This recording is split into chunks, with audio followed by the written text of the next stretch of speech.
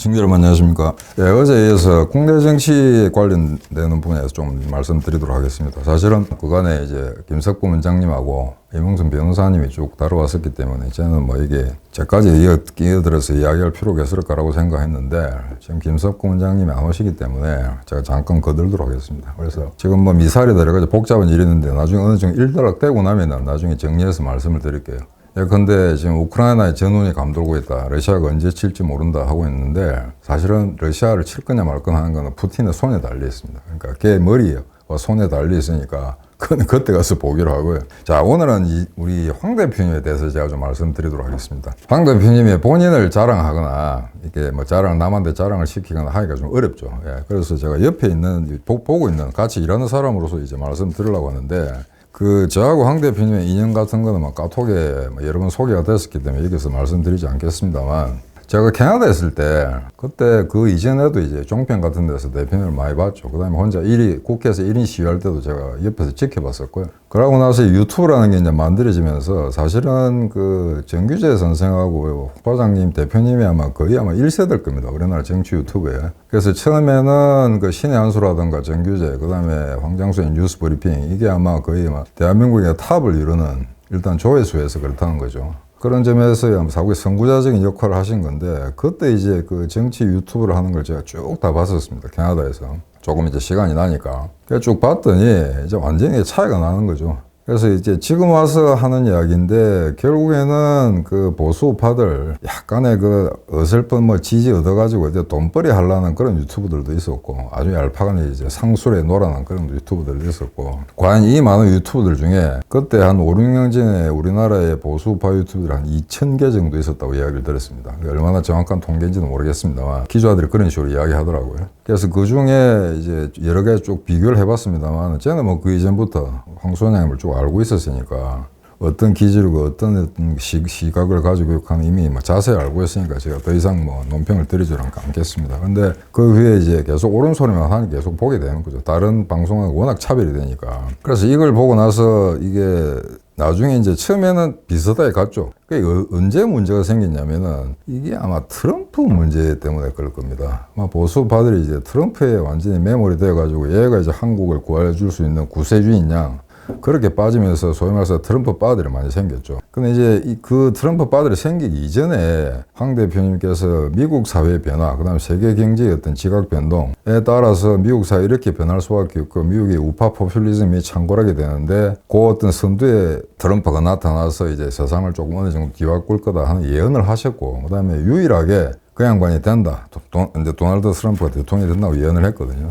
근데 예언을 했다고 해서 대표께서 트럼프가 하는 말이라든가 행동, 그 다음에 그 사람의 내걸은 캐치프레이즈가 전부 도덕적으로 윤리적으로 검증을 받았냐라고 인정한 건 결코 아니었습니다. 다만 세태가 그렇게 흘러가는데 그 초점을 굉장히 잘 잡았다고 평가를 한 거죠. 그런데 그 이후에 미국 국내 정치는 둘째치고 이제 한국과의 관계에서 가지고 완전히 이제 한미동맹이라든가 남북관계를 파탄을 내놨거든요. 자, 그런데 딱 그렇게 파탄을 내니까 우리 대표님께서는 황 대표님께서는 임마 이게 아니다. 이제는 얘를 잡고 쓰러뜨려야 된다라고 급선회 하시기 시작했습니다. 그거는 트럼프라는 사람을 갖다가 그런 인격체 하나를 갖다가 존중한다.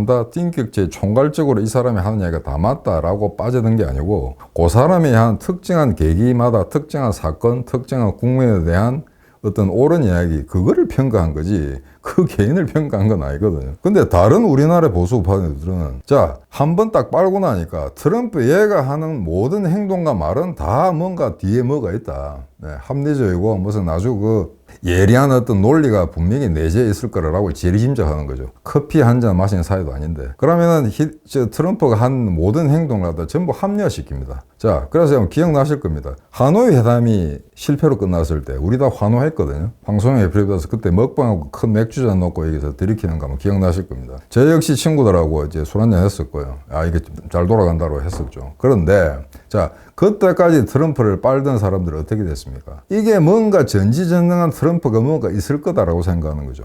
싱가포르 회담이라는 우리는 그걸 갖다 하나의 경술 국치에 거듭되는 버금가는 그런 어떤 외교 대참사로 생각하는데 트럼프를 빨았던 사람들은 그렇게 함으로써 북한을 갖다가 붙들어 매고 아마 트럼프 아마 자기 의지대로 북한을 이끌어 갈 거다라고 지리짐작한 거죠. 전혀 그렇게 되지 않았습니다. 그죠? 오히려 지금까지 핵 고도화, 트럼프 때부터 바이든 거죠. 지금까지 계속해서 핵 고도화 작업만 계속 해왔고, 지금 얼마 전까지 올해 들어서 벌써 극초음속 로켓을 비롯해서 6발이나 쐈습니다. 4번의 도발. 공중을 날아간 건 6개의 미사일입니다. 그러니까 이런 사람이니까 트럼프의 과거 노력이라는 건 완전히 이제 물거품이 됐다는 건 여러모로 입증된 사실인데, 자, 그때 그러면 트럼프가 그렇게 잘못했을 때 이걸 잘못됐다고 이야기하는 사람이 몇 사람 없었습니다. 그때 아마 우리 외교부 출신 중에 천영고로 수석이란 분, 그분은 이게 트럼프를 갖다 굉장히 신랄하게 비판했을 거예요. 그 다음에 조갑재 선생 정도, 아마 그 정도였을 겁니다. 그 다음에 뭐 정규재, TV에서 나온 거예요. 불과 소수의 사람들이 트럼프는 문제가 있다라고 이야기했는데, 일단 트럼프를 한번 빨았던 다른 보수 유파 유튜버들은 일단 한번 그래 내뱉었기 때문에 무조건 합리화시키는 겁니다. 뭐가 있을 거다. 이 전지전능한 뭐가 있을 거라고 한 거죠. 근데 지금 와서 한번 보십시오. 완전히 바탕 났지 않습니까? 자, 거기다가 황교안이가 들어왔을 때 뭐라고 했습니까? 황교안을 비판했더니 황교안 들어오자마자 전마저가 문재인 간첩이라 그랬잖아요. 근데 그러고 나서 증명이 됐는데 그때 무슨 뭐 얘가 교회 장로라고 또 날뛰고 여기서 이제 교회 간 사람들이 황소님한테 무슨 온갖 비난을 가하고 이런 거도 제가 잘 알고 있습니다. 제가 댓글 잘 보니까. 자, 그런데 황교안 사태 그때도 황소장님 맞았죠. 예, 그 다음에 이제 부정선거 또 논란이 있었습니다. 부정선거 논란이니까 그때도 조갑재하고 그 다음에 그 정규재, 그 다음에 황소장님은 이게 부정선거에 대해서 그렇게 지금 야권에서 떠드는 것은 그런 문제가 아니다라고 아주 냉철하게 분석을 했고 결정을 내렸습니다. 제 개인적인 판단으로는 사실 그때 만약에 정말 그게 부정선거였다 하더라도 국민들 뛰어나오지 않을 겁니다. 바깥으로. 1960년 4.19 때문에 지금 상황이 전혀 다른 상황이거든요. 그래서 그런 거 미리 좀 아셔야 되고, 그 다음에 이제 더 황당한 거는, 자, 트럼프 재선 문제에서 가지고 이제 재선이 안 됐는데, 그때도 트럼프가 안 되고 바이든이 될 거라고 정확하게 예측한 사람은 대한민국에 아마 확신을 가지고 예측한 사람은 황소장님밖에 없을 겁니다. 아, 그런데 이 미국 사회도 얼마나 좀 썩어 빠지냐면은, 자, 트럼프가 진호권 그걸 갖다가 이제 부정선거라고 이야기를 했거든요. 자, 한번 물어봅시다. 세상에, 자, 트럼프가 공화당입니다. 집권당입니다. 그런데 집권당이 있는데 야당이 부정선거를 해가지고 바이든을 당선시켰다? 전 세계에 그런 예가 어디 있습니까? 하다못해 한국에서나 부정선거 논란은 어느 정도 이해는 돼요. 왜냐하면 집권당이 부정선거를 할 수가 있으니까. 아프리카, 중동, 라틴아메리카 보시면은 멕시코 같은데 집권당이 항상 부정선거를 해가지고 선거를 개판으로 만들거든요. 근데 어떻게 야당으로는 민주당이 공화당 눈을 피해서, 집권당 눈을 피해서, 미국 정부 눈을 피해서 부정선거를 한다는 이야기죠. 이거 설명하실 수 있는 분이 있으면 일로 좀 찾아오시기 바랍니다. 저한테 이기면 소정의 상품을 드릴게요. 역사적으로 이런 일은 없거든요. 그런데 여기에 공화당의 대다수가 부정선거라고 이야기하고 있다고 하는데, 그러면 부정선거가 정말로 있었으면 더 이상 선거를 하면 안 되죠. 왜? 또 부정선거가 날 거니까. 예. 근데 여기서 이제 이 부정선거, 그 다음에 트럼프에 대한 평가, 이 단 두 가지 것만으로 가지고 완전히 대한민국의 이제 보수파 유튜브들의 수준차가 확연히 드러났던 겁니다. 그래서 요 두 가지 사건을 보시면은 과연 누가 살아남았냐 하는 건 여러분들 잘 아실 겁니다. 그래서 저희들이 이제 황소장님을 좋아하고, 그 다음에 황소장님의 그 예지력, 이런 건데 대한민국에서 따라갈 사람이 없죠. 그래서 이런 이제 부정선거 해프닝이라든가 뭐 이것 가지고 사실은 그간에 논란 많았고, 대신에 그것 때문에 사실은 표를 많이 잃었습니다. 지지자도 많이 사라졌고요. 황교안이 욕한다고 해서 소위 말해서 기독교에 조금 몸담았던 사람들, 우리 쪽에 어느 정도의 심파티는 있습니다만 그쪽 사람들이 많이 빠져나왔고, 부정선거 때문에 또 마음에 안 들어 빠져나왔고, 그 다음에 이제 윤석열은 사실은 국민의, 그러니까 우리가 혁명 21을 제일 먼저 걔를 지지해 줬는데, 거기서 나중에 윤석열이 하는 짓거리가 문제가 돼서 황소장님이 욕을 하니까, 신랄한 비난을 가하니까, 그때서야 또 뒤늦게 윤빠가 됐던 사람들이 또 황소장님 욕하게 된 거예요. 이런저런 한 이유로 상당한 이제 지지층들이 빠져나왔고요. 뭐 그 빠져나온 데서 황소장님 아쉽게 생각할 사람 아닙니다. 그래서 지금 보면 이제 그쪽에서도 이제 대통령 후보로 나왔다 보니까 뭐 너가 독자 후보 해가지고 끝까지 갈 수 있겠냐라고 이제 의문을 표하는 사람들이 기성정치권에 많이 있는데, 지금까지 한 6년 정도 대표님 그 방송을 들은 분들은 아마 저 얼굴 골상 하나 보십시오. 저 사람이 타협이 될 사람 같습니까? 저 사람이 야합을 하려면 이미 민주당 시절부터 아무 소리 안 하고 가만히 있었으면 장관도 하고 다 뭐가 다 해먹을 다 해물 사람이거든요. 그거 다 뿌리치고 나온 사람이지 않습니까? 그런데 얄팍하게 윤석열에 갖다가 지지 반개 조직으로 만들어 달라, 그런 꿈을 꾸고 있다면 윤석열이 너그 편은 크게 사람을 잘못 보고 있다는 거죠. 정치권에 날고 긴다고 하는 놈들이 황장수 대표님의 성격이 뭔지, 그 기지에 깔린 생각이 뭔지, 이데올로기가 뭔지, 그걸 갖다 이 방송을 보면은 초등학교 나온 사람도 이해를 할 수가 있거든. 이 사람이 어떤 사람이 어떤 길을 갈 거라는 거. 왜? 지금까지 걸어온 길을 보면은 그 사람이 앞으로 갈 길도 예측을 할 수가 있습니다. 예, 그런 상태에서 기성정치권이 아직도 황장수 대표를 갖다 교섭의 대상으로 생각하신다면은 정말 이제 큰일이 아닐 수가 있거든요. 정말 생각을 이제 고쳐 먹어야 되는데, 자, 이런 상황에서 지금 우리가 대선을 이제 치르게 되는데, 솔직히 말씀드리면 우리가 단독으로 집권할 수 있는 정당은 아닙니다. 뭐 그런 거 가지고 거짓말 하지 않겠습니다. 다만, 지금 야당 후보가 하도 저 모양이니 저 상태로 가도 정말 이길 수 있다고 생각합니까? 지금 김건희 문제 지금 극적으로 해결하지 못하면은 이기기 힘들 겁니다, 아마. 지금 뭐 엎치락 뒤치락 한다, 무슨 통계 같은 게 여러 개 나오고 있는데 이 통계 여러분 믿으시면 안 됩니다. 물론 여당에 유리하게 만들어 놓은 그 통계 자체가 조작일 수도 있고 약간 과장된 걸 수도 있습니다만, 기본적으로 한국에서 한 30% 정도는 무조건 민주당을 찍도록 되어 있습니다. 그 말은 쉽게 얘기하자면은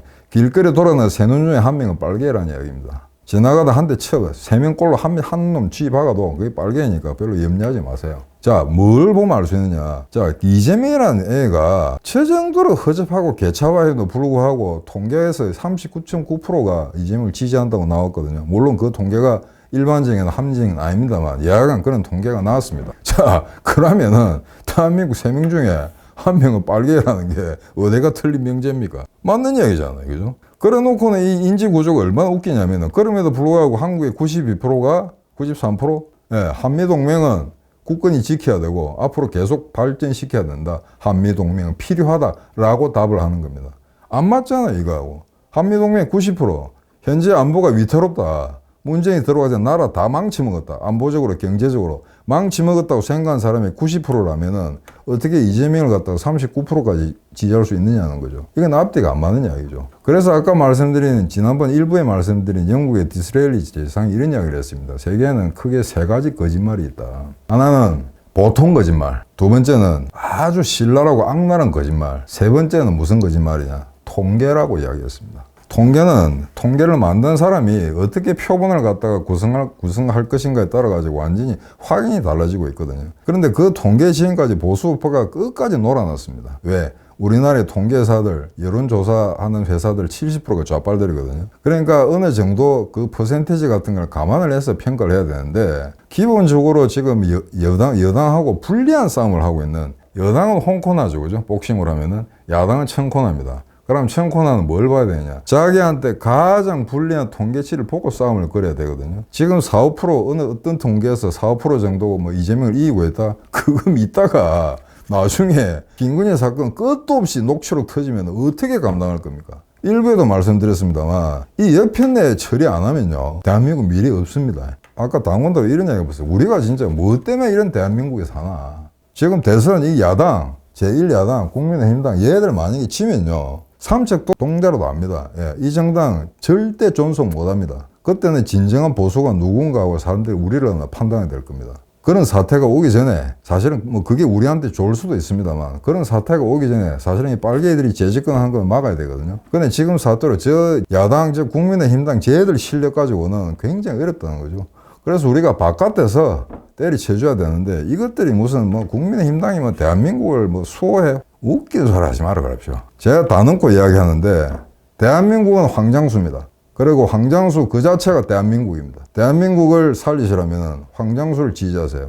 이것밖에 대한민국 살 길이 없습니다. 나중에 해보십시다. 대선 끝나고 난 다음에 어떻게 되는지, 우리말이 틀리는지 옳은지. 오늘 방송 여기까지 하겠습니다. 감사합니다.